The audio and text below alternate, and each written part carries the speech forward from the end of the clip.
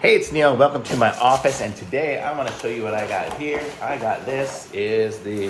It's going to be a snack tray for the Stanley cups. So I'll show you guys this. I already did open it and took the plastic off, so cheated a little bit, but this is what it looks like here. It's got a tray for putting stuff in, and I don't have an actual Stanley. I have a generic Stanley.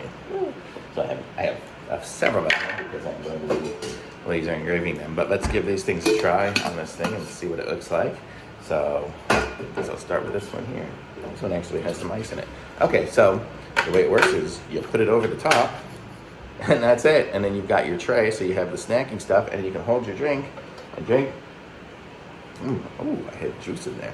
But yeah, so I have the drink, and I have the little tray, and it can hold my snacks. As long as I drink it like this, I'm good. If I try to drink it like this or something like that, I'm guessing it would spill all over me. But kind of cool. I can actually put it down on the counter here, and you see it stays up. So very cool. It'll hold some chips or whatever. It can hold some grapes, whatever I want to put in it. I don't really have much of anything to put in there. Put a little piece of paper in it, but there it is. But that's pretty cool. So I'm gonna say this is awesome. Thumbs up from me on this. Let's try it on some other ones. Let's just see how it fits on a different one. How about the same thing? Yeah, fits good on this other generic one too. Got it's a little bit looser on this one here, so it kind of bends down a little bit, but no big deal.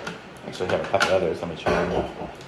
Well, this one here, I'm getting ready to laser, so it doesn't have a handle, but it's a very tight fit. Good to fit on that one. And then my last one over here.